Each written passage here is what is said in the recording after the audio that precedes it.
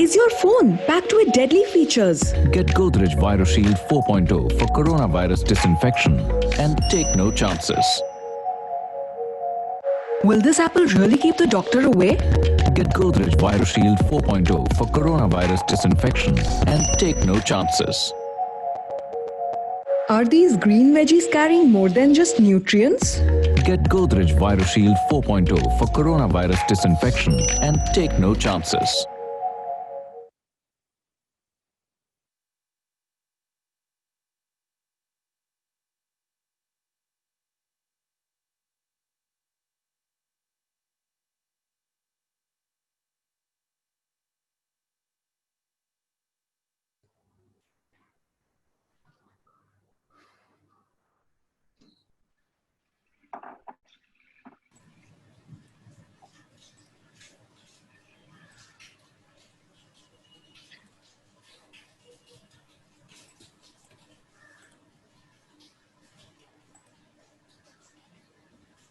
All right, I think we have our entire panel with us this evening. Good evening, my panelists. Good to see you this evening. Hi, Good evening. Hi. It's nice and rainy here in Bangalore. How is it out there? Very sunny in Bombay. Okay, dry, that's sunny, good. and humid. That's typical Bombay. All Yep. right, we have a wonderful session coming up this evening. Let me take this opportunity to welcome everyone to this conversation series that's titled Rise of the Culinary Explorer. Now, as part of the series, the first segment was 5 one-on-one conversations that we did live on Vikhroli Cucina Instagram handle. And today we are kickstarting the second half of this entire series, and these are panel discussions. Now, as I'm sure all of you know, all our viewers, Vikhroli Cucina is a platform where all food enthusiasts can network, engage, collaborate. And so if you haven't checked out their website yet, www.vikhrolicucina.com, please go check them out, follow them on social media. You will be amazed at the stuff they do. Now, something very interesting that has come out of Vikhroli Cucina has been the Godrej Food Trends Report. This year, we released the report in 2020, and it's been under none other than the one and only Rushina Munshaw Ghildiyal. I'm sure nobody needs an introduction to her. So under her guidance, what happened was we connected with over 150 people from different walks of life when it comes to the food world. We have chefs, home chefs, nutritionists, bloggers, PR folks, restaurateurs, brewers, everyone who's important to the food world come on and give an opinion. And we came up with 10 very, very interesting trends. You just saw the AV that went by, and you can see how much of an impact the report already had. But what interestingly happened during the pandemic time was that 7 of these trends panned out in very, very different ways. We thought they'd go one way, but they came about a totally different way. And that's what we are discussing in this almost end of the year discussion over all of these trends. And that's what me and my panel are discussing today. Today's panel is about evolving food habits and home kitchens in the new normal, as cliched as the new normal already seems to sound. On my panel today, we have Mr. Kamal Nandi, Business Head and Executive VP, Godrej Appliances. We have the very dynamic chef Varun Inamdar, 2 times National Award-winning chef and chocolatier. I'm sure all of you know him as the Bombay chef. And we also have my very good friend, Monica Manchanda, food consultant, writer, baker, culinary trainer, and basically my go-to for anything food when I have run into trouble. Right, so this is my wonderful panel today. What we're going to do is we are going to throw them some questions. We're going to have a little bit of a discussion, and then we open out towards the end for questions from our audience. So now, starting with Mr. Kamal. I'm diving straight into this. We are well into the pandemic. The pandemic has affected all of our lives in very, very different ways.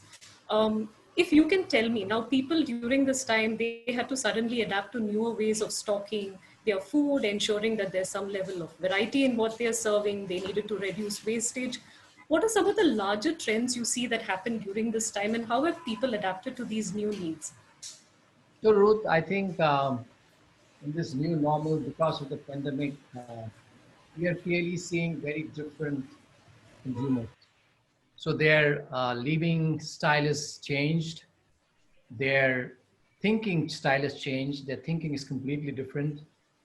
Their buying, their consumption, everything is very different than what we have experienced in the past.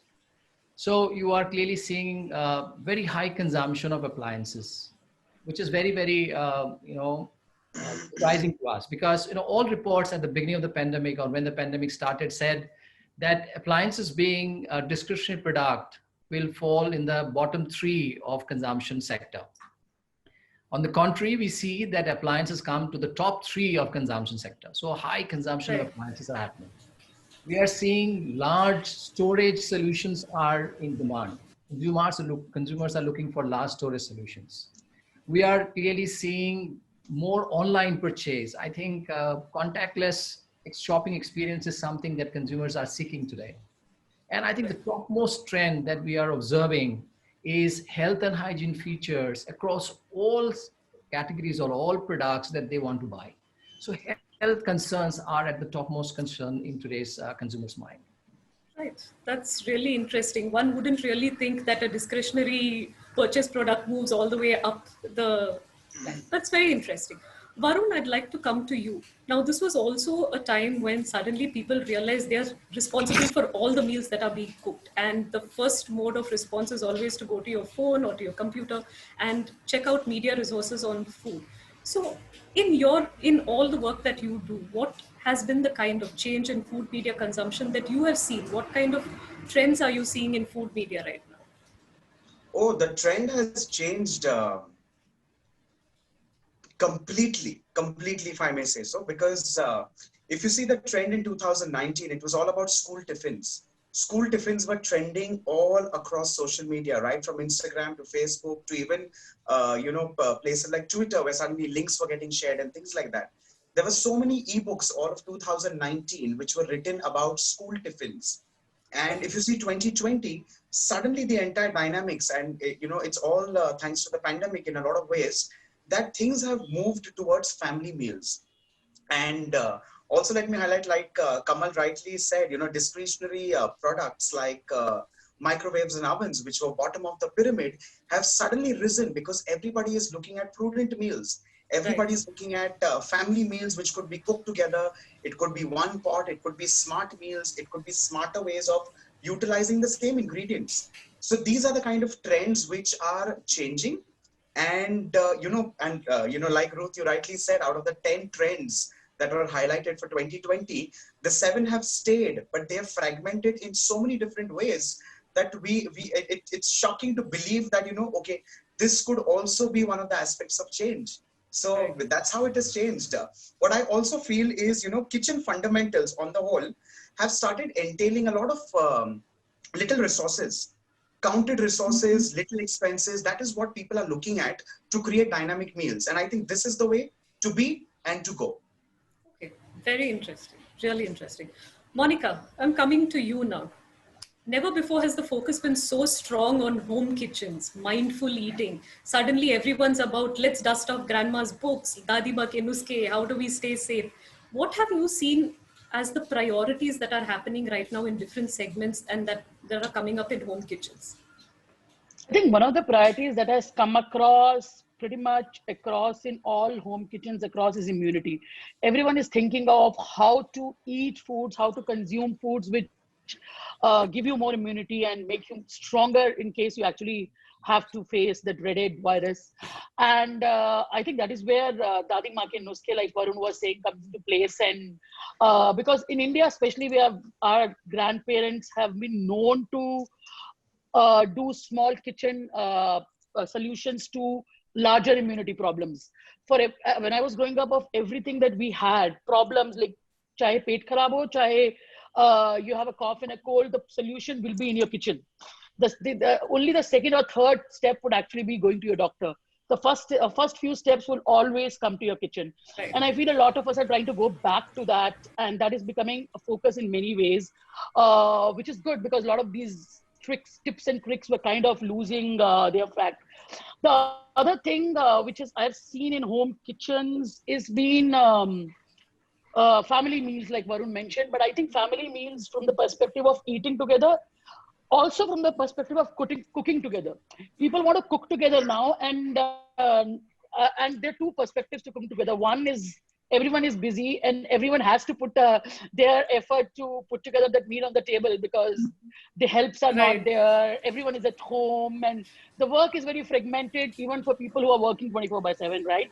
And this is a little time that you take out and bond. So family meals, immunity is, I think, top two trends. And root to nobody wants to waste, and I think that is Right. another thing which is been a lot in my opinion. And the last thing that I observed, and as we go forward we'll probably expand this, is that awareness of where your food is coming from, direct connects to farmers has been a huge deal, especially in Bangalore, when it comes to home kitchens. Right, right. Actually, I want to move forward. We're getting into the main segment of our discussion where each of our panelists is going to deep dive into the questions that we are exploring today. And I just want to take a cue from what Monica said when there was a lot of concern about not wasting, going back to root to tip. But it essentially starts from the very beginning. Buying your food, storing your food, ensuring there's no wastage at that point, and also maintaining the hygiene of the produce that you have in your home. So, Kamal, coming back to you, how have you seen technology and appliances actually adapt to this need? Because I'm sure it's not something that they had to deal with overnight. This is something that products keep bringing in all the time. So, how have you seen technology and appliances adapt to it, and how have people taken to it? Yeah, I think, some of the changes, some of the trends that we are seeing in the market. For example, this whole bulk buying behavior that we're seeing in the market. So on one side, I think these trends are also a little contrary. So on one side, we want consumers to be more conscious about consumption. They should be more responsible, leading a very responsible lifestyle, a very sustainable lifestyle. On the other side, we see them buying in bulk, and we all know that, when we buy in bulk, it is always associated with some amount of waste. So, in a recent study by Center, I think this was published somewhere in April. So there, very clearly, it was written that 51% of respondents have this fear of scarcity of food. Mm. And as a result, and this fear is coming from the fact that they feel the worst is yet to come, Right. and that therefore we should buy more, and there will be scarcity. And when this whole bulk buying, when they have, and then that leads to the need for larger storage. And we clearly saw a demand of large size refrigerators coming in the marketplace. And that too with technologies like longer preservation or convertible technologies where you can convert the freezer into a provision or a freeze compartment so that you can store more. Again, in another study, we saw that this was, I think, Accenture study, which talked about 73% of the respondent uh, hesitated or didn't want to go out for their meals. So didn't want to visit a cafe or a bar or a restaurant or a club. Okay. And also they have very high fear that anybody coming home, including the domestic help, will bring in the virus into the home. Right. So they were averse to letting even domestic help come home. And this is true even today. I think today people have that fear. They're not allowing domestic help to come home. They don't want anybody to visit their home. And this, has, prompted or even forced people to do cooking and cleaning themselves at home, Right. along with their work from home challenges which anyway they are facing. And as a result, we saw a spurt in demand in some of the appliances like microwave. Okay. Then we saw a spurt in demand in dishwashers. And dishwasher, actually, the demand has moved 5 times than the normal consumption. We saw demand in washing machines. Now with kids at home, obviously the demand for variety of food, the demand for instant food is very much there. And for the homemaker, I think microwave becomes a great companion to offer kids variety of food.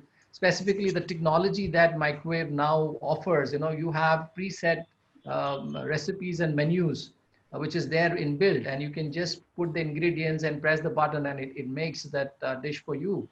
and also the technology like convection technology in microwave, where you can bake breads or make cakes. I think these are some of the things that kids are asking for, and that's why the microwave has suddenly shot up in demand. Right. Similarly, in washing machines, we know that when you come out when you go out and come back, there is this challenge of our clothes must be also got infected with virus, and they have to get cleaned properly, sanitized properly. And normal washing, people really are not very what do you say, comfortable or sure that it has got disinfected or the virus has got killed.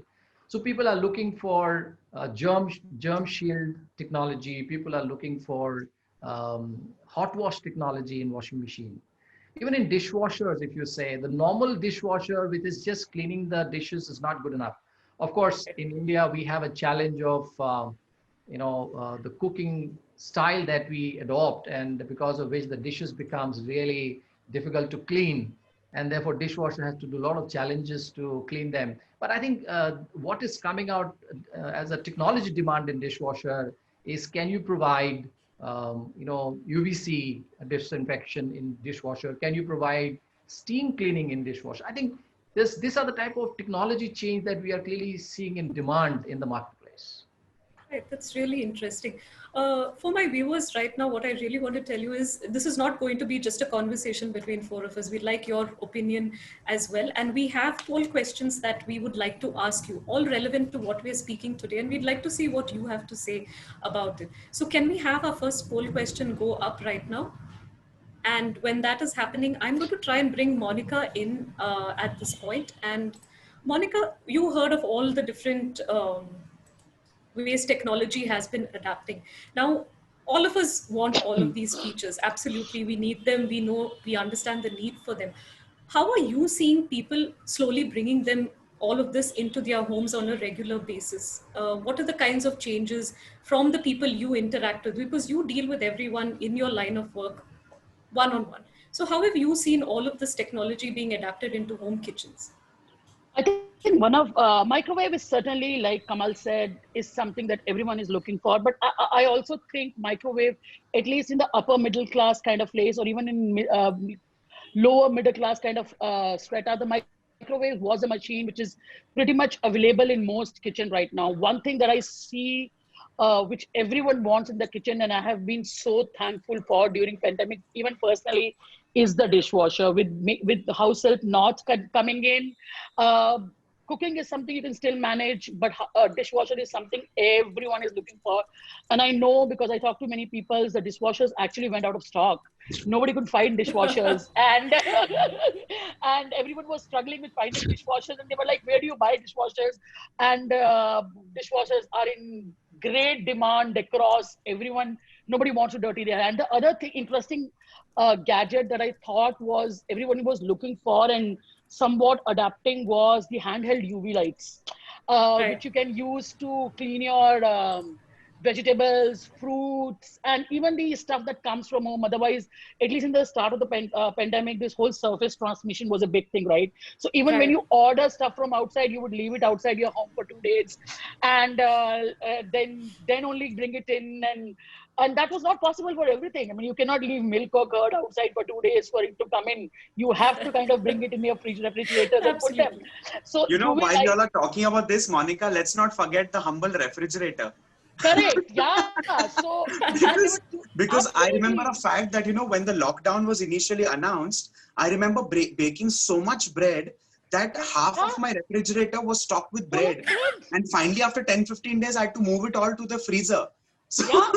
So no, I was just before the pandemic came in, I bought a two-door refrigerator, and I can't tell you how thankful I was, because and it also the refrigerator and the freezer also serves another purpose, right? Especially when you're working from home and cooking everything yourself, you tend to bulk cook and freeze portions, and that is yeah, where very the true. Right. freeze and that is where the freezer capability of your fridge comes in. Traditionally, if I look at my fridge 5 years ago, freezer is a small little tiny compartment, because and then you don't have anywhere to freeze your. I was like supremely thankful for the two-door fridge, and I have lots of space to freeze. So I think the way we are looking at appliances, the same appliances is also changing. Dishwashers, washing machines. I mean, you want to reduce your workload. So apart from the fact that, like Kamal mentioned, that you want UV and steam wash for your clothes, you also want full dryers, because when you are in the middle of working whole day long, you really don't have time to think that my machine cycle of 1.5 hours is gone, and I need to take the clothes out and put them over dry and then bring them back and fold them. So I think the way we are looking at our equipment in the house is changed. Another equipment, I don't know whether it's directly related to kitchen or not, which I do see my set of people that I interact with buying greatly are robo cleaners, whether it is the automatic robo cleaners, whether it's iRobo or whatever, and they do surprisingly a good job. So I mean, I was actually very apprehensive about them, but they actually do a very good job. Vegetable cleaners, waters is another thing. RO is everyone, even if the people before were not very sure whether they want to drink water from RO, now suddenly is all about RO. They don't want to drink only filtered water, right? So these are some of the equipment and technology which is making inroads in the houses right now, I think. Okay, really cool. Right. Before I move on to my next question, let's see what the results of the poll are. Can we have that up right now? Okay, the top appliances to pick: UVC-based disinfecting device, large refrigerators. There, Monica and Varun, the freezers and the double doors. Absolutely. Okay. Microwave oven, just as Kamal pointed out. And okay, we have food processors. We have a lot of convenience as well. And oh, coffee makers. Yes, this was a discussion we were having recently about how people are no longer getting their, their gourmet coffees, and now you might as well make it yourself. And so coffee makers also are in demand. Right. Now, moving on, and I think I'll also draw in a question here. Varun, this is for you right now. And while I'm talking to Varun, can we have the next poll question up as well, please? Right. So, Varun, the whole focus right now has been on healthy eating.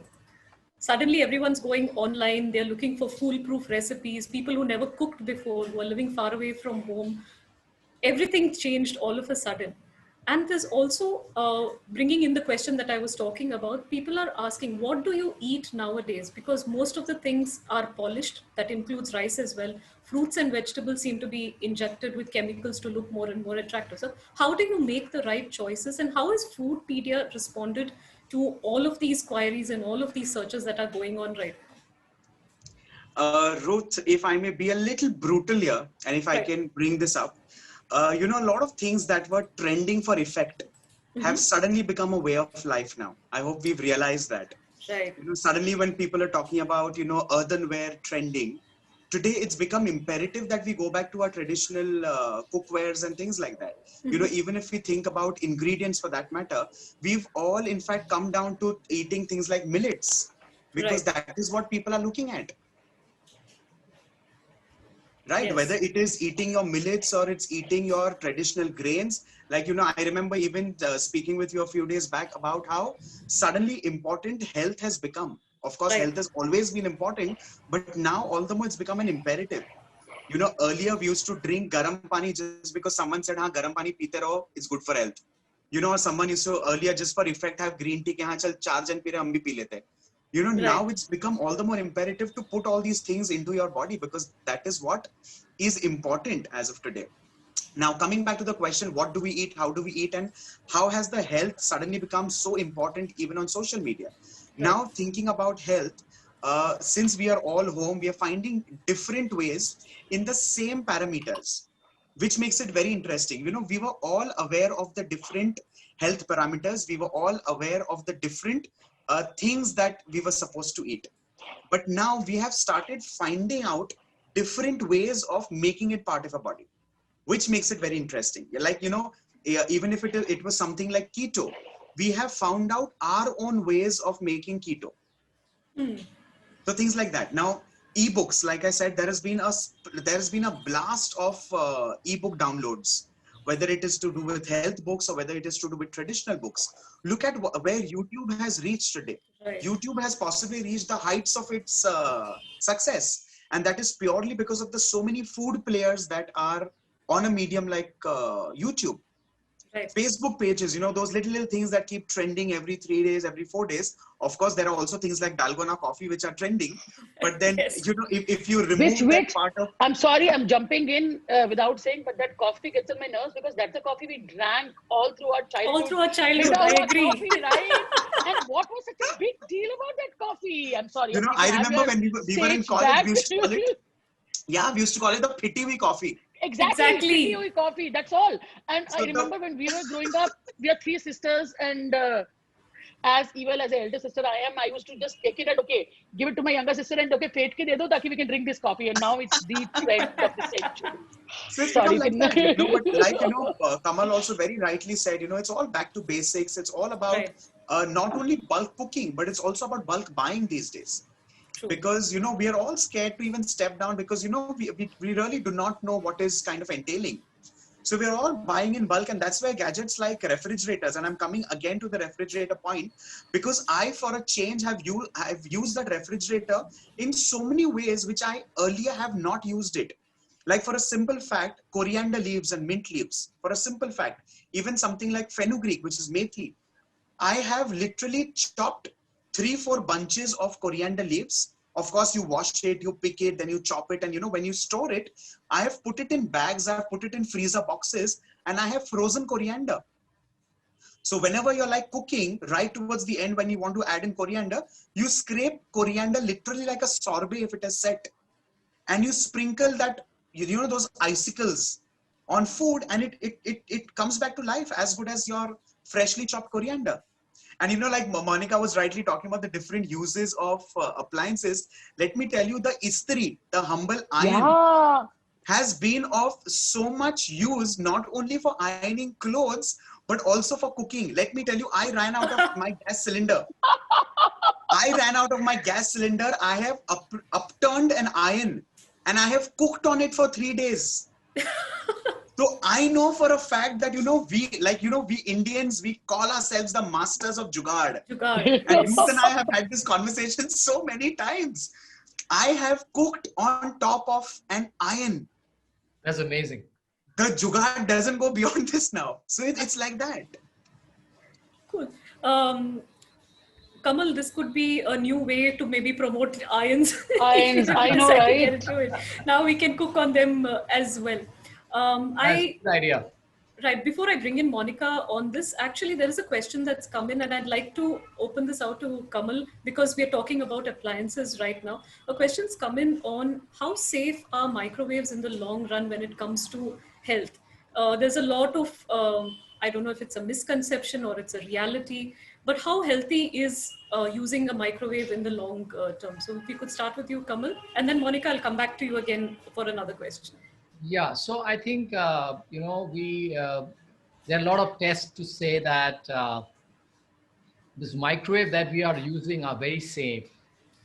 The challenge of microwave being unsafe is the leak of, if there is a leakage from the microwave of the microwaves coming out.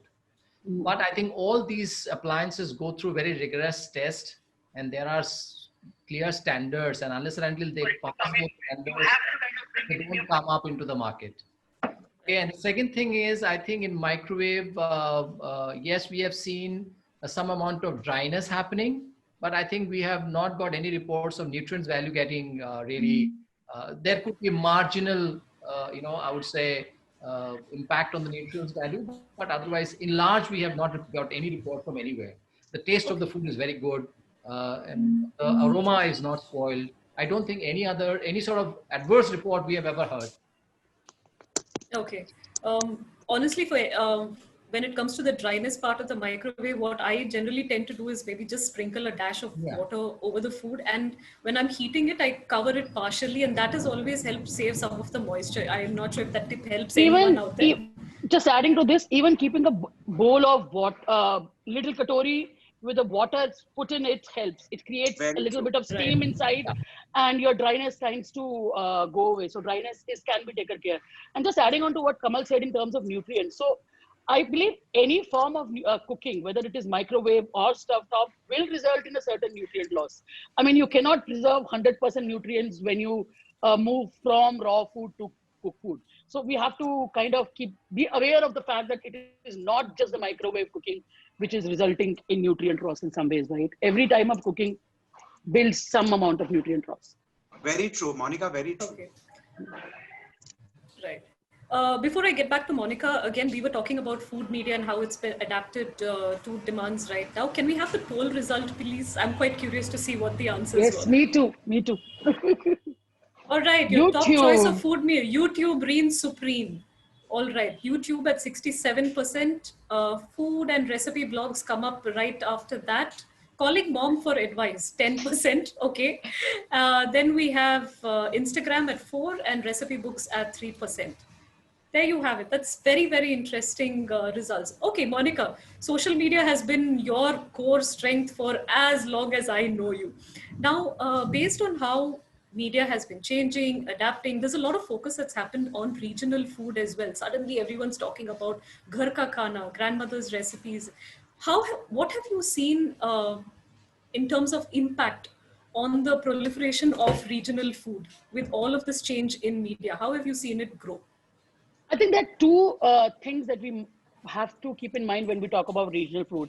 And I think this was one of the 10 trends that we spoke about in the last year's report, which has come true, but in a very different format than at least I expected. I always thought regional foods will take center stage in 2021, but definitely not in the way it is panning out. So what's happening? Okay, back and think we are all cooking food at home and we are all eating the food we have cooked. At best, we are eating the food that our spouses have cooked. And there is a dire need for change. Or our kids. Or our kids, absolutely. At least mine is cooking and I'm really happy for that. And but it's still your style of, but it is still your style of cooking, right? And it is familiar flavors. It is the same kind of stuff you might experiment with new recipes, but it is a cooking you're very familiar to. Step number 2, even after the lockdown opened initially and the restaurants open up, in the market, I see a little distrust for restaurants, especially the mid-level restaurants. I mean, people are trusting the ITCs and the hotels and the high-level fine dining restaurants, thinking they will take care of hygiene very well. There is this Udupis and idli dosa joints of the world where people are thinking, anyway, khana bahut zyada paka hai, so it's all right to eat that food because it is being like steamed and it is being. So it is a mid-level restaurants that people have slight distrust on. They don't know what is going on there. They're not 100% sure on what's happening in their kitchens, what's happening with their staff. And that is a segment of restaurants where majority of our eating as people who are probably logged into this kind of webinar used to be from. 80% of the times when we ate out or we ordered in, those are the restaurants we got our food from. I mean, a quick bite from a Darshini or a fast food restaurant was always on the go. And the fancy high-end restaurants were kind of reserved for celebrations, right? So we are finding that part missing. So the part which is missing completely is the fact that we're not getting outside food. And when this was happening, there is this whole generation, upcoming home chefs who have been cooking, who have been learning, who have started cooking. And all of us jumped at the fact that we can eat somebody else's food, which is not ours, and which we can trust because it's coming from a home kitchen. And possibly that person is eating their own food, so they definitely would have taken care of hygiene in ways that I take care of my house. Plus, there is not a 20 people team handling the food. There are no servers, there is no infrastructure, there is no large deliveries coming. So it's a limited 2 to 3 set of people my home chef has probably taken care of. Certain trust got built with home chef. And when you go to home chef, it is a regional cuisines which is picking up because that's the strength of home chefs. The strength of home chefs lies in regional cuisines. And I think that is one of the reasons that regional cuisines have picked up a lot in the past few months in the current scenarios. The second thing which has happened, which is kind of spoken about, which has helped regional cuisine pick up in the last something is that we have got a chance to think back. We have got a chance to think back of how we are eating. Health has become a priority, but apart from health becoming a priority, where is our food coming from? What is the way we are processing our food is also become a priority. A lot of us were not cooking before pandemic. I mean, and I can say that in spite of the fact that I am a person who's in the food industry. My regular dal, chawal, sabji, chicken curry. I had a house help cook coming who used to cook, and I used to come back from home and I used to eat that food. And suddenly that changed. You have to put every meal on your table. And when you put every meal of your table, you're aware of what's going in the food. And then you start thinking back on how your mums and your grandmoms were cooking. You start connecting to them. You start understanding your own regional cuisine, which probably was forgotten a lot in our generation, especially with both people working in the house. We kind of relegated our cooking to our cooks. And whenever we used to cook also, it used to be fancy cooking, like I call it, right?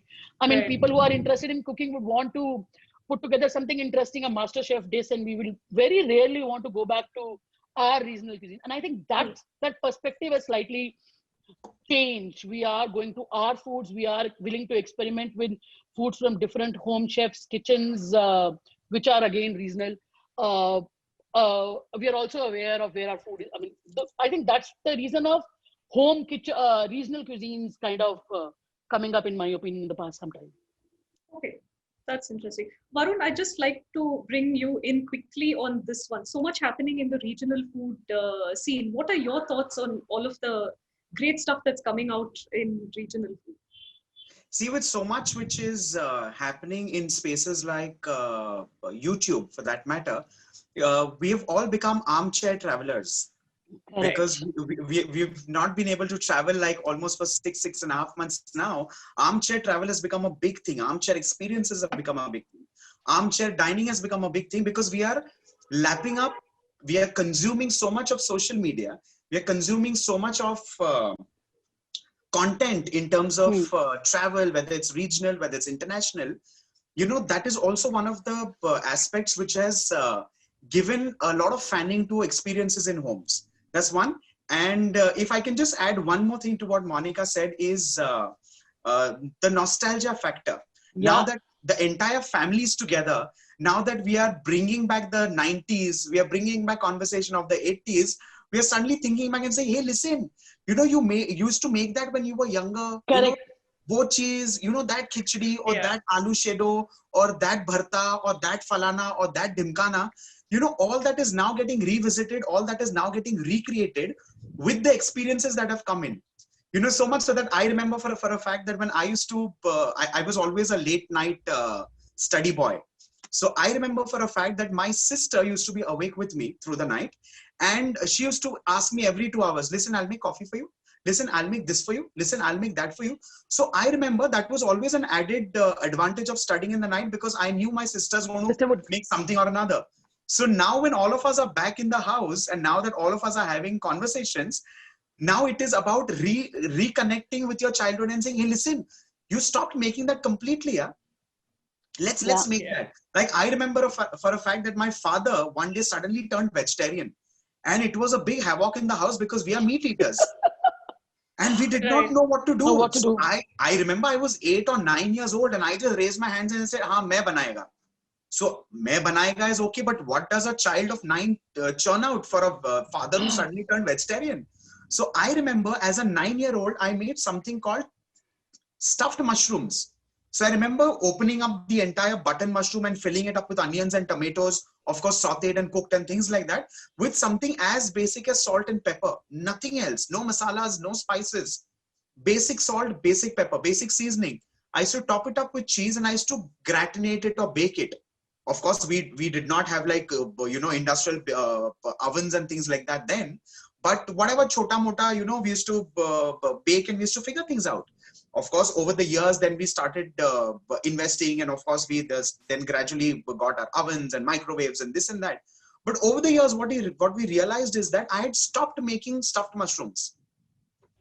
Till the fact where I had to dedicate a recipe to my father on one of these you know, Father's Day kind of occasions. And I was just thinking to myself and I said, let's make that mushroom thing that I used to make for him. It was as basic a thought as that. Today, I'm sitting at 3.8 million on that recipe on one of the social media handles. Right. And it's become so popular that out of the hundreds of emails that I get in a day, 75% is dedicated to that nostalgia story about my father. and the dish which is so simple with so simple flavors. So nostalgia has become a very big thing since families are now together. So And I agree. I agree with Varun. A lot of recipes that I have shared over in the pandemic and even before, it's always the stories that connect us, right? very true, very true. It's always a story that connects us. Uh, Internet is full of recipes. Why would anyone come to my station wale aloo versus your station wale aloo, right? It is what people get drawn to, and that it's a similarity in your story. It's a way you kind of connect that, and that has become huge in pandemic. And in fact, Very true. while we are, Like, yeah, my mother recently visited me with my brother. My brother has just kind of landed. So after the whole quarantine and this and that and blah, blah, blah, now he came to kind of meet. So he spotted this one diary in my library and he casually asked me, he said, "Hey, what is this?" So I pulled it out and I showed him. I said, I used to write this, remember this. So, the conversation just started like that. And he was surprised that, that recipe in my handwriting had those little notes that I'd written, that I'd created and things like that. And my brother actually took screenshots of that. I remember for a fact, and I messaged him also, Chef Sanjeev Kapoor. This name, of course, needs no introduction. He had created a dish on one of his shows in 1996. I have that recipe written down in my handwriting as a child. So I clicked it on my phone and I sent him a message saying, "Hey chef, 1996, you may have forgotten, but these are the golden memories that I have." So, he immediately messaged and he said, "Hey, wow, this is gold. You've actually dug out gold and this." And so we had a very wonderful conversation. Then we spoke at length about it. So these are these little factors that, we kind of have, it's somewhere deep in our memory, but, these are the times when we've actually gotten them back to us. Very interesting. Right. I'm going to move on to the next segment. This one is largely for Monica, but I'm actually going to start with Mr. Kamal on this one. And while I'm at it, can we have the third poll question coming up, please? Right. So we have a lot of focus on health, hygiene, mindful eating.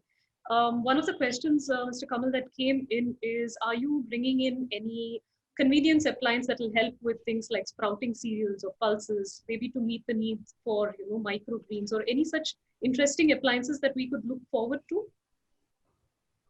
So actually, we are working on a few appliances which is actually working on germination and which is fermentation. I think these are the two basic technology on which we are working.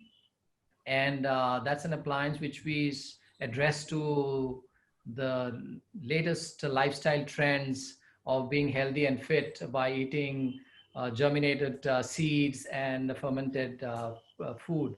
I think we are in the process of that. It is at the verge of testing right now. The second round of pilot is on, and we hope to introduce this in the near future.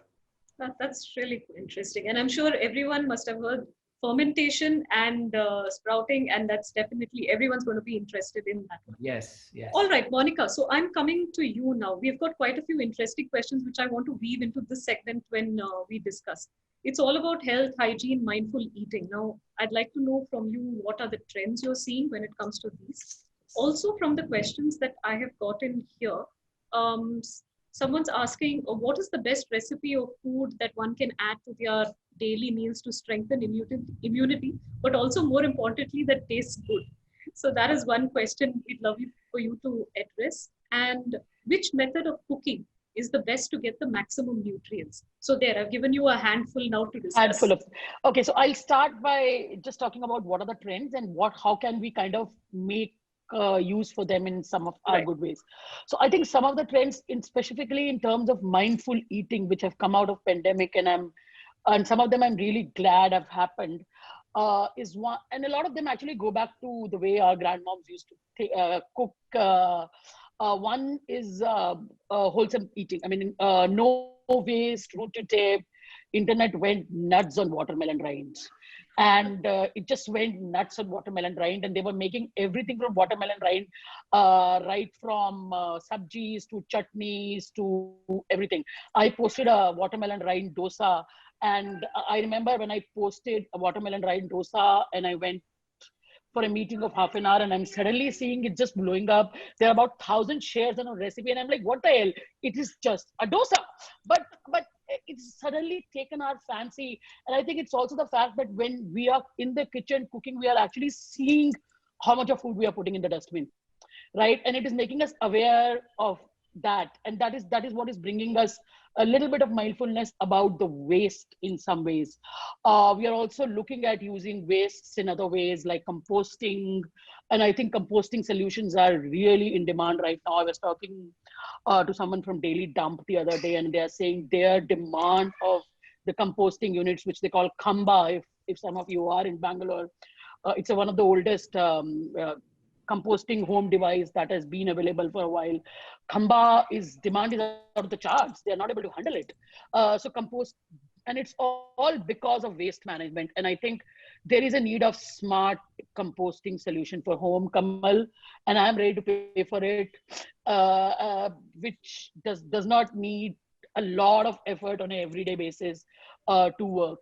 That is one thing that has really become important in mindful eating. The other thing which is coming up a lot when we're talking about mindful eating is slow foods and fermentation. And we've suddenly realized that a lot, and we started exploring tapaches, and we started exploring sourdough beds and all of that. And we suddenly realized that it is not just the foreign foods that are fermented. We eat inherently a lot of fermented foods in our diet.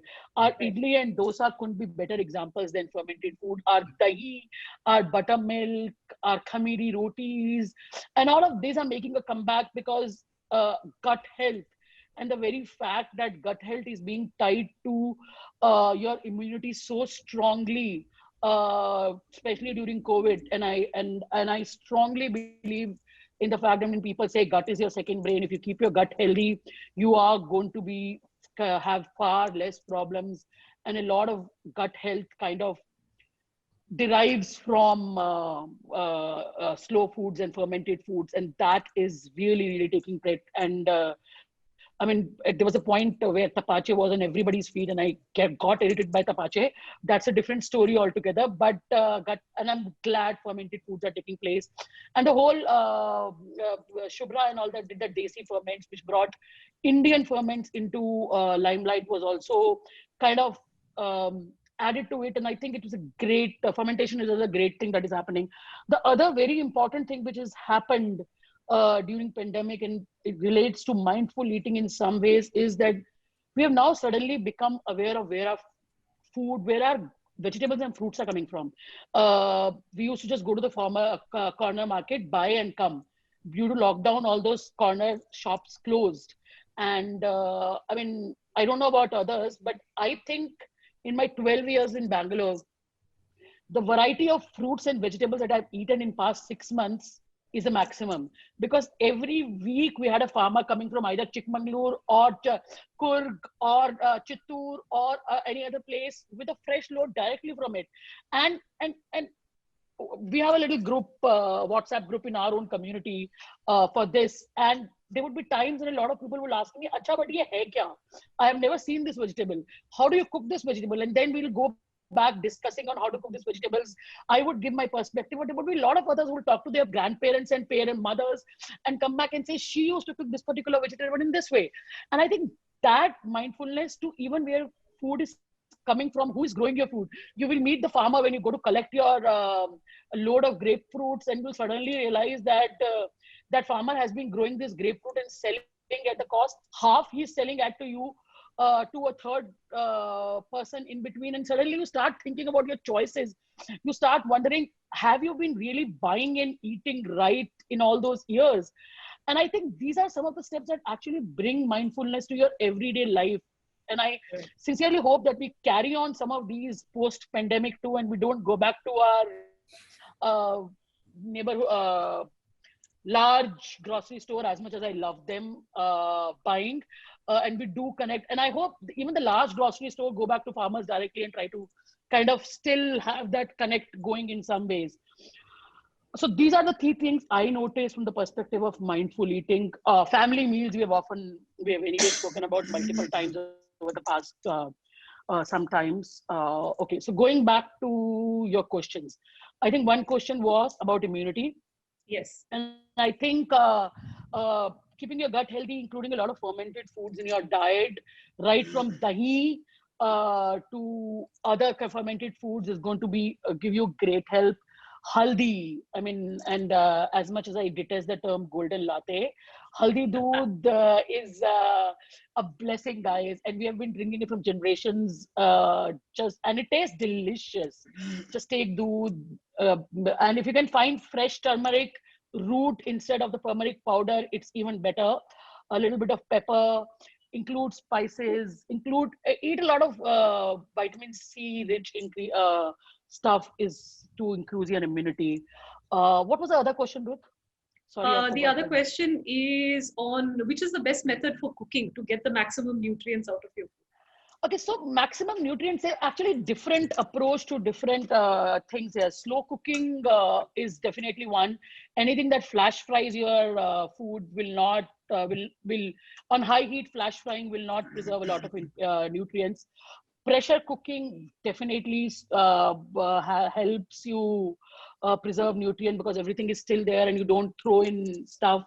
Slow cooking, cooking in, when you think about preserving nutrition and drawing maximum nutrition from your food, you also have to think of the medium you cook it in terms of bartan, right? Non-stick, if you cook it in, even if you preserve your nutrients in non-stick, the toxins that will come in from the non-stick, especially from the non-sticks that are half gone and half there, is going to probably nullify completely the nutrition that you have gained. Go back to earthen pots, go back to cast irons, go back to stainless steel is some of the things that I would recommend when it comes to holding on to nutrition. Okay. I'd actually like to bring in Varun also for this question. But before that, can we have the results of the poll up, please? That last poll was quite interesting. Top changes in your approach to food. So everyone has turned to home cooked food. A lot of attention to mindful eating. And yes, like you said, Monica, provenance of food. No compromise, convenience cooking is there, but maybe not so high up. Healthier cooking approaches, 31%. Yeah. And it shows very well from all the questions we are receiving. I'm filtering them out and blending them all together to get our panelists to answer them. Very interesting results here. Right, so Varun, your thoughts on healthier ways to cook and to get all of the nutrition out of your food. Some tips that you would like to share with people. Oh yeah, sure. Well, Monica has almost kind of summed up. But let me tell you a few things that possibly could add a little value there. We have suddenly become very conscious about reading labels, which otherwise we were never conscious about. Yeah. Which is very important. And I think I'm very happy to see that kind of, I won't call it a trend, I would call it a way of life now, because that is going to be the way now and the way forward. So label reading primarily is one thing which will keep us going. Another thing which, again, which we all used to kind of blindly lap up is the gimmickry advertising about what is healthy and what is not.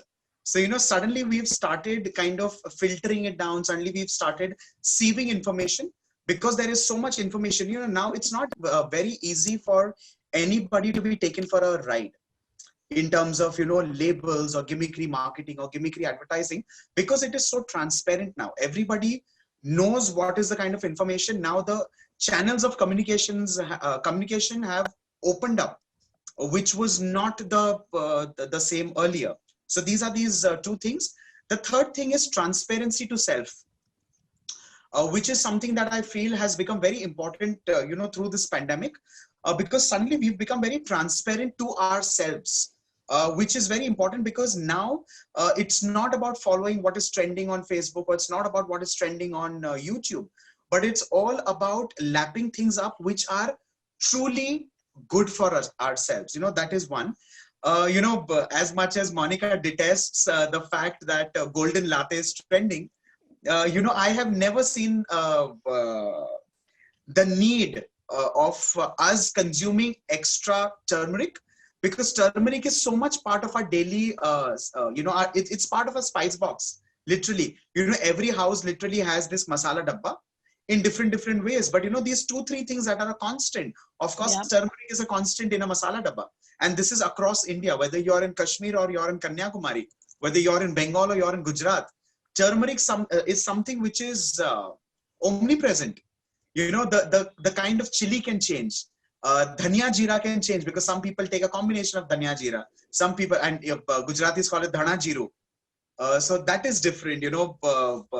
Bengalis call it dhana gudo and jeera gudo. So that is different. So these little things, turmeric, like I was stressing about, we've never found the kind of need to really have extra turmeric. There are so many turmeric pills in the market today, or there are so many turmeric cakes and breads. Today. Absolutely, turmeric cakes are trending. Turmeric bread is trending. But do we really want to have turmeric bread? I want to teach myself and wake up to the smell of a nice masala chai in the house, which has possibly every possible herb and spice, which keeps us fit, which keeps our immunity going.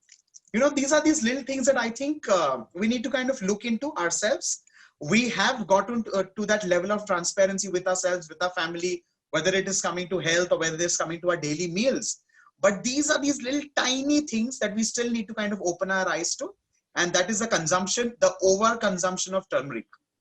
Because this is not something that we really need as an added dose, because it's anyway part of our masala dabba. So yeah, these 3 things. Awesome.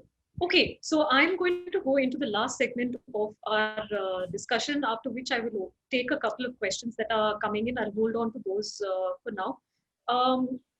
See, no matter what the pandemic, we are all facing this for the first time. There's a huge level of uncertainty about how effective all the measures that we are doing, whether it's turmeric, whether it's cooking in a microwave, whether it's microgreens. There's a lot of concerns about, am I doing the right thing? Am I doing enough? What would your advice be to put these fears to rest? Maybe starting with Kamal, as a brand of such a well-known brand, how would you put these fears to rest? And then we go to Monica and then to Varun.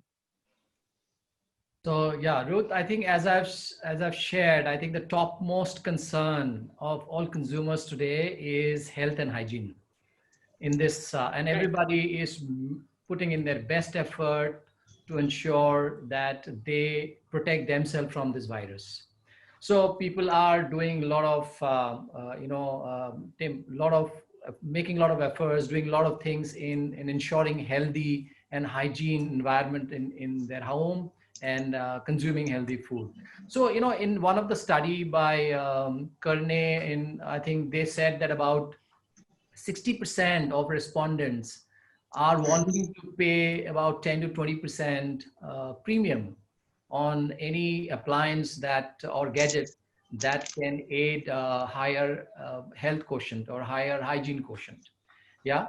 So people do a lot of things today. We know that people wash when they get something from outside. They are washing it, they are sanitizing it, they're even quarantining it. I think Monica talked about quarantining it for 2 days, 3 days.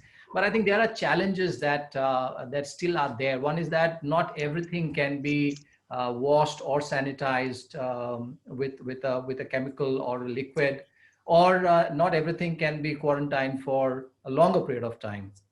Those are the challenges. And the second big apprehension is, even after doing all that, are you sure that you have killed the virus, or it is virus safe now? I think keeping all this in mind, we quickly got into creating one appliance which trended the most in your first poll. In a span of just 2 months' time, we created an appliance for consumers, which is called ViroShield. Now, ViroShield is a UVC disinfecting device. Now, UVC has been used for generations and generations for disinfecting. Whenever we have to disinfect something, we go and put it in the sunlight. Of course, given that the proportion of UVC in sunlight is not high, you have to keep it for a long duration of time to get disinfected. So taking cue from this, we have got into this, and this is not a new technology. This is the technology which medical science have been using it for, again, a number of years to disinfect things. But in domestic home, in houses, for home use, I think there are no appliances like this. And I think many players have got into it. So we have got into creating this in 2 months' time. This is called a ViroShield. This can disinfect against coronavirus up to more than 99% in just 2 to 6 minutes of disinfection.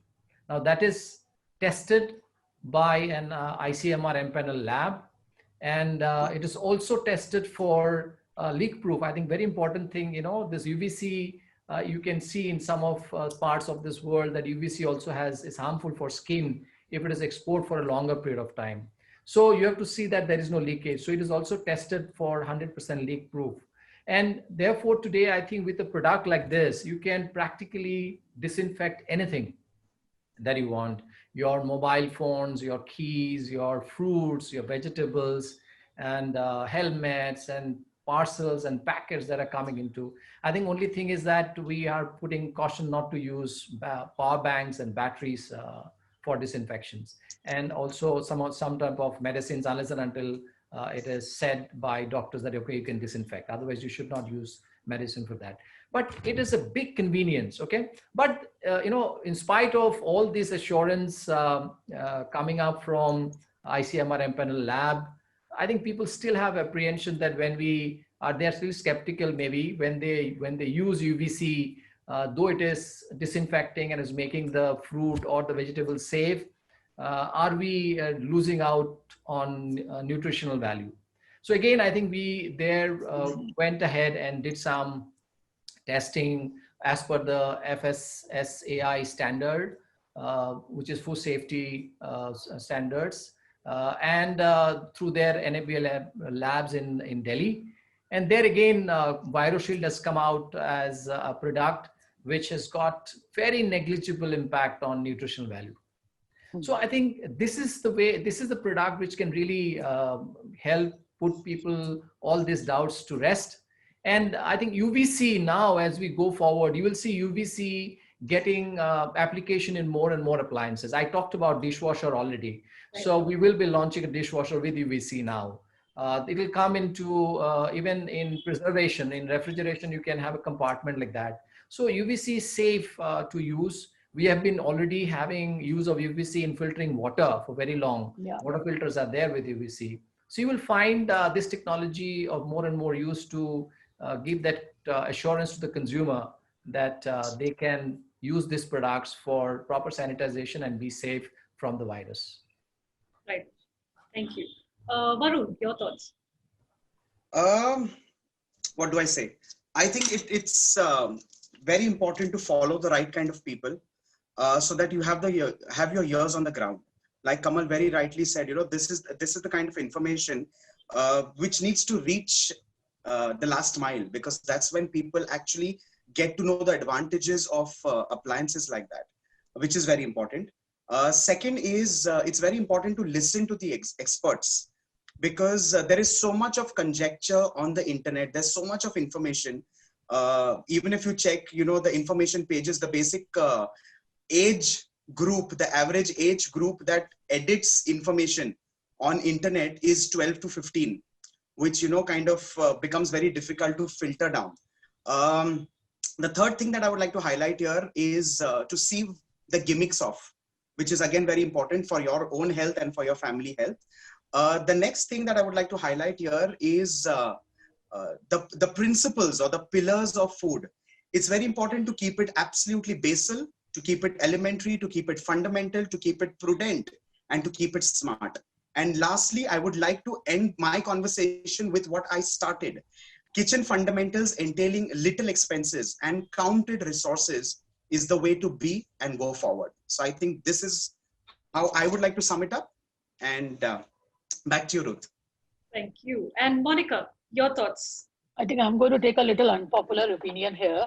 Okay. And apart from what everyone has anyway said, I think what is also extremely important is to be stress-free. And you cannot live your life every second and every minute of your life trying to think how to avoid the virus. And this is just going to ultimately lead to more stress, and eventually, God forbid, if you get the virus, your recovery is going to be extremely so. So follow whatever Kamal and Varun said, and we have discussed in the past one hour or so. Follow the basic hygiene principles, and I think some of these basic hygiene principles should have come into our lives without Corona itself. And I mean, in some ways, they are coming only after Corona, and whether I don't know whether to thank Corona or curse Corona, but that is what it is. But guys, do not get obsessive. I know people who are getting obsessive about washing every small thing that comes into house, cleaning everything, and that is just, it's not just possible. Be safe, be thinking, think about what you are eating, think about where you are going, eat mindfully, know where your food is coming from, and eat healthy, and I think you're going to be fine. We're all going to be fine. Varun, you Monica, wanted to jump in. if I may just add one little thing there. I also know of people who have started washing bananas. In the history of bananas, they were never washed. Yeah, correct. I mean, everything, you're going to remove that peel and eat. So don't go overboard, guys. And there is no point going overboard. It is just going to add to your stress. It's the entire bunch of banana, Monica, goes in the sink. It gets washed. Ouch. Similarly, I heard somebody who bought oranges and soaked the oranges in salt and vinegar water for 1 hour before eating. I mean, yeah, but where is, I mean, we are thinking one way we are talking about utilizing maximum nutrition out of our foods, and then we are leaving it in salt and vinegar water for an hour. Where is all the vitamin C going to go? You should just tell them. In fact, when such things come to you or come under your eyes, you should just tell them to keep it for 4 days, mature it and drink it. Like a nice kombucha, like a citrus kombucha. Yeah. So relax, guys, breathe, don't overstress. I think that's my only advice here after what we've spoken about it. No, I totally get it. I guess fear makes people do a lot of things as well. But like Varun said, it's important to follow the right information from the right sources as well. Okay, on that note, I have a few minutes to take a couple of questions, and I'm going to throw them, one at Varun and one at Monica. They're both related to cooking. So Varun, I think this would be up your alley. We would like to reduce oil in our intake, but we all love our vadas, bhujiyas, murukus. Can air fryers serve to meet both demands? Yeah. See, beyond air fryers also, there's a whole big world of ovens. The things can be baked. We have something called an appe patra. Yes. Or a I love pan. my favorite thing. It's I think possibly kitchen. one of the most magical inventions in the kitchen, because you can rustle up so many things. A batata vada, of course, or a vada that goes in a classic vada pav, which is typically Bombaiya or Mumbaikar. You can make a wonderful vada even in a paniyaram pan. Imagine a sabudana vada which is quintessentially deep fried. You can rustle the same thing up in a paniyaram pan. So, use of extra oil, use of extra salt, use of extra sugar, they can all be reduced. It can all be done in moderation, and it can all be humbly done. You really don't need to, kind of reinvent the wheel. Even if, you're getting into those saturated fats and things like that, there are so many different mediums that you can, fry things in. Let me also tell you, oil is not harmful for the body. People I was going to say, fat are not bad, guys. Fats are not bad. Oils and fats are not bad. People have zeroed it, which is harmful, because that can lead to your, it can lead to so many other disorders that are unimaginable.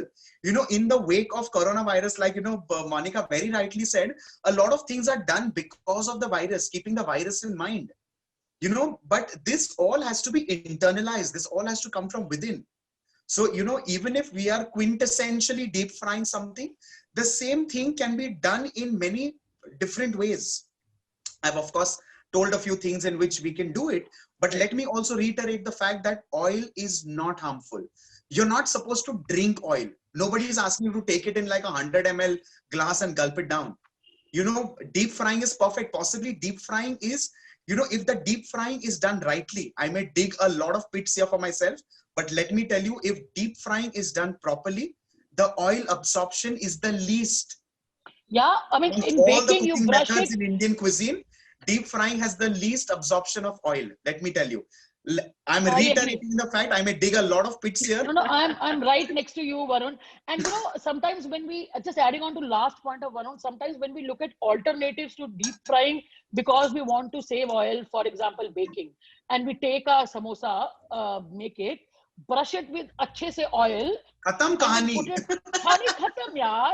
And if you're frying at the right temperature, your samosa frying is going to absorb less oil than brushing so much fat on the samosa is going to before putting into the baking. So you have to learn the approaches to it rather than make it your enemy. Very true.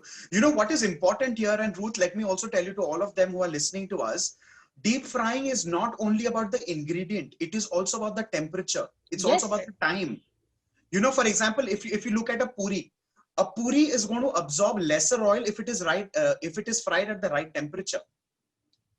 A batata vada, for a simple matter, you know, when you're making your batter, it's always important to temper the batter, and this is something that nobody teaches you to do, neither in a hotel school, nor in a hotel, nor in a restaurant. But a lot of people who know how to do it, they do it. Yes. So let me tell you how it is done. You know, when you make your batter and when you whip it with your palms, you know, these days the whisk also comes in. But you know, when you whip it with your palm, you literally aerate the batter. Then you're supposed to pour in hot oil. A teaspoon of hot oil is supposed to go in that batter, and then you're supposed to whip it up again, so that when you're deep frying, the absorption of oil is the least. And you'll be surprised to see that finally, when you're picking everything up, and finally when you're collecting everything from deep fried oil, and when you transfer it on an absorbent tissue paper, you will realize and notice yourself that the oil is actually not absorbed. So we did a little by the product itself. You know, there's very little oil in your tissue. So we did a little experiment. Things that I think people need to kind of look into and adapt, which is very important. Correct. So I'll just, sorry, Ruth, I'm eating into your time, because I think this oil deep frying discussion is also very close. So we did a little experiment in our commercial kitchen last month, and we fried, I think 20 or 30 vadas in the right temperature of oil. And I mean, I can really bet my life that if I throw the question open to the audience, no one will be able to guess the amount of. So we took the oil, we weighed the oil before frying, and we weighed the oil after frying. And these were 25 vadas we fried in this. And in total, we used only 27.5 grams of oil. So if you really fry it well at right temperature, you won't. And the brushing is going to use far more oil. The temperature and all that is very important. Let me break the grammage for people who possibly may have not understand what Monica is trying to say. 27.xyz grammage is even lesser than 2 tablespoons of oil. Correct. Yeah. So imagine deep frying in 2 tablespoons of oil. You know, the world will possibly laugh at you when you say something like this, because logon ko kya dikhta hai, kadhai mein kitna tel hai. Yeah, it's visually what you see. Yeah, yes. You need to stop demonizing it and thinking of fats and frying. See, also, if you look at the classic way in which a puri is fried, it's literally air fried, because the puri is floating on oil. Getting it? So that is where the whole funda of air frying has actually come into the working. Right. So actually, now on this note of talking about bhajis and vadas and stuff like that, the last question that I have before we wrap up, and Monica, I'll give you like maybe 2 minutes to take this question. Sorry, yes, I know we took a lot of your time. No, not at all. Not at all. Emotions came out. So the best thing that goes with vadas is, of course, a masala chai. But the question here is on green tea and whether it's a good thing to have that on an empty stomach, because it also contains caffeine. So maybe like 2 minutes to take that question. I mean, honestly, any tea, any kind of caffeine on an empty stomach is probably not a good idea, whether it is green tea or black tea. In spite of the fact that I can't open my eyes without my cup of tea in the morning. But if you want to look at from the perspective of purely from the health perspective, it's probably not a good idea. But having said that, I mean, you also need to think the amount of green tea that you will have, unless you are really drinking a gallon of tea. In your 1 tea bag, the amount of green tea and the amount of caffeine that is actually going in your system in the morning is not really going to be very high. It's not going to do a lot of harm to you. All right. Right. So I think it's time we wrap this up. On the note of tea, I think all of us need a cup of tea right now. This has been a wonderful session. Oh, I had mine. I'm done with it. I'm definitely hankering for another one. This has been a lovely session. And chai. Can we imagine? Yeah. And we have the perfect weather here in Bangalore. Yes, it's raining absolutely. in Bangalore. Yeah. Right. So for all our viewers who haven't read the Godrej Food Trends Report, or you want to read it again, you just have to get onto the site vikhrolicucina.com and you can get the report there. Thank you so much, Kamal, Varun, Monica, for being here. I'm sure the viewers took a lot back home with them, lots to think about, lots for me to think about as well. Thank you so much for being on this panel this evening. Have a good evening, and hopefully we'll catch up when all of this is over. Absolutely. Thank you. Thank you so much, and so God much. bless you all. Thanks. Be God bless. safe. Thank you. Bye-bye. Bye. Bye. Take care.